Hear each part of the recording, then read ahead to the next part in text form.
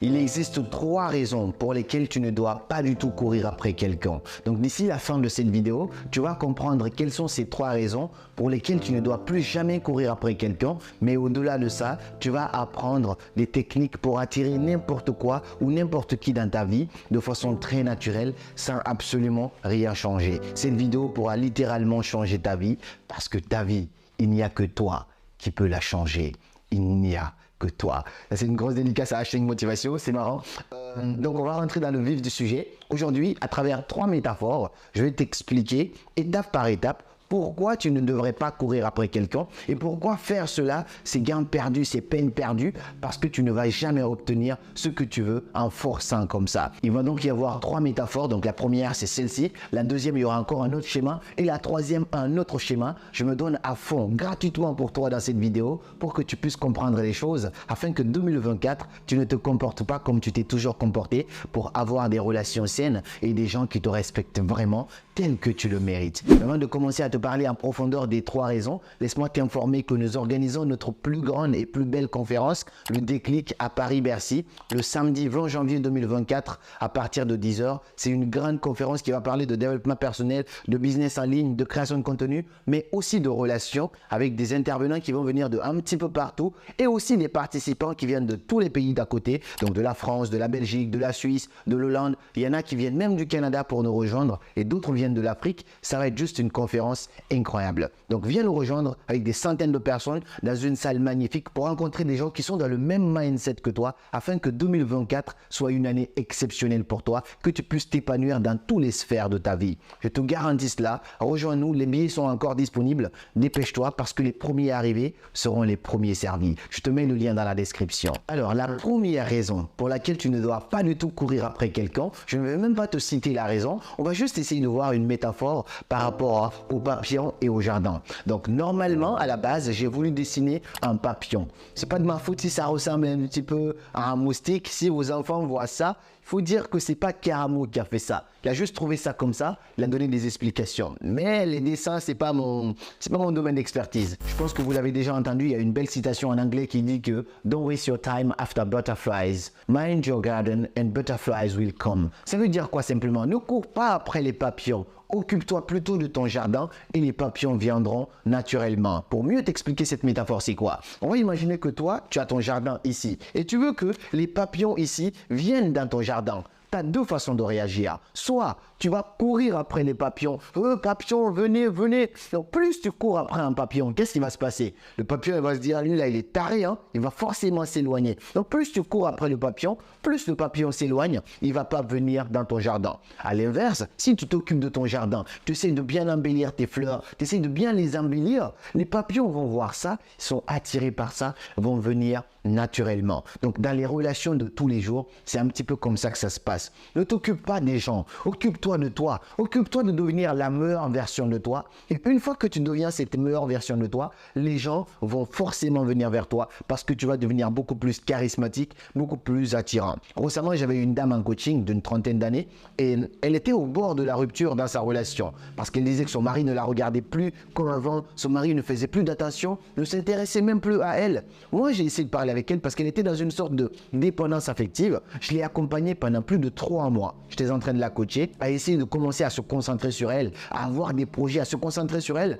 et essayer d'améliorer son jardin. Lorsqu'elle a fait ça, en ignorant complètement son mari, au bout du compte, c'est son mari même qui venait vers elle maintenant, qui essayait de forcer un petit peu les choses. Lorsqu'elle m'a appelé avec le sourire aux lèvres, elle me disait « Karamo, ta méthode, elle fonctionne vraiment. » Je ne l'ai pas inventé ça, c'est simplement comment je t'aide à te concentrer sur toi, comment je t'aide à reprendre du sport, comment je t'aide à avoir confiance en toi, à t'exprimer, à t'habiller comme une bombe et sortir par exemple. Ton mari va voir ça, ton copain il va voir ça, ou même ta copine va voir ça. Il va falloir que tu ne te préoccupes plus d'elle, mais tu te préoccupes de toi-même. Tu fais en sorte que ton jardin soit bien embelli.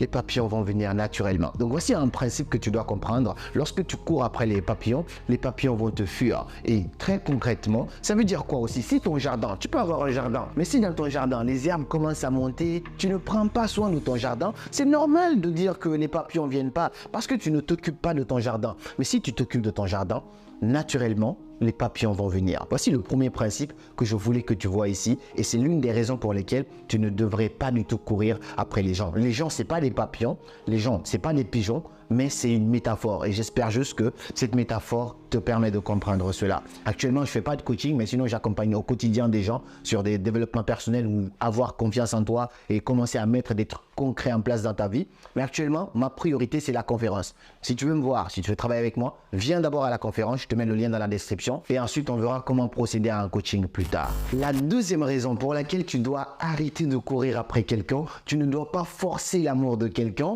On va imaginer l'expérience que j'appelle l'expérience des pâtes. Ça, c'est des pâtes là-dedans. C'est vraiment des vraies pâtes que j'ai mis là-dedans. Tu vas comprendre quoi? Si au quotidien, tu es avec quelqu'un et que par exemple, toi et moi, on va juste prendre toi et moi, d'accord? Parce que mes vidéos sont 100% improvisées. J'écris pas pour lire, pour vous citer des choses ici. On va supposer que toi et moi, on est ensemble. Et que moi, tout le temps, je te donne des pâtes. Mais toi, tu n'aimes pas les pâtes.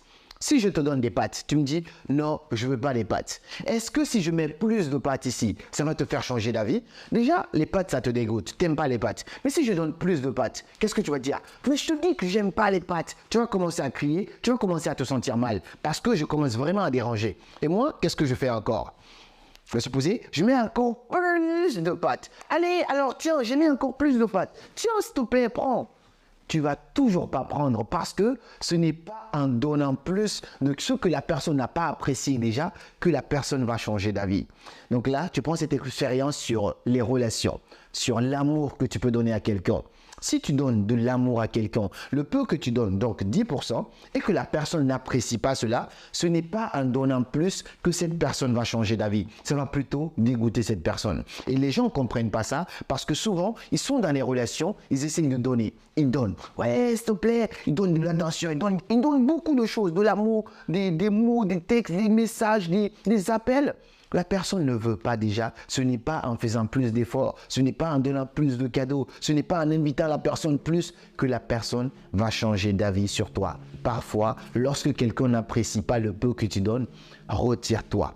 Retire-toi, concentre-toi sur ton jardin, comme on l'a vu tout à l'heure. Et ensuite, les personnes qui te méritent vraiment viendront dans ta vie. Et très souvent, ces personnes-là qui t'ont rejeté, lorsque tu te retires, tu te concentres sur toi, ces mêmes personnes encore reviennent dans ta vie parce que tu es beaucoup plus aligné, tu es beaucoup plus en paix avec toi-même. Voici l'une des raisons pour lesquelles tu ne devrais pas donner plus, forcer l'amour de quelqu'un. Je répète, si une personne n'est pas capable de voir le peu que tu donnes, ce n'est pas en donnant plus que la personne va changer d'avis. Il y a des gens qui sont dans des relations, je connais des mecs par exemple, ils donnent de l'argent à une fille, tu donnes de l'argent, elle ne prend pas, tu penses que c'est en donnant encore plus d'argent. Je connais des femmes, elles font des intentions, elle est là, elle appelle tout le temps et tout. C'est pas parce que tu as fait ça, c'est pas ça le problème. Si tu refais encore plus, ça va juste te montrer que tu n'as pas assez de confiance, assez d'estime pour toi-même.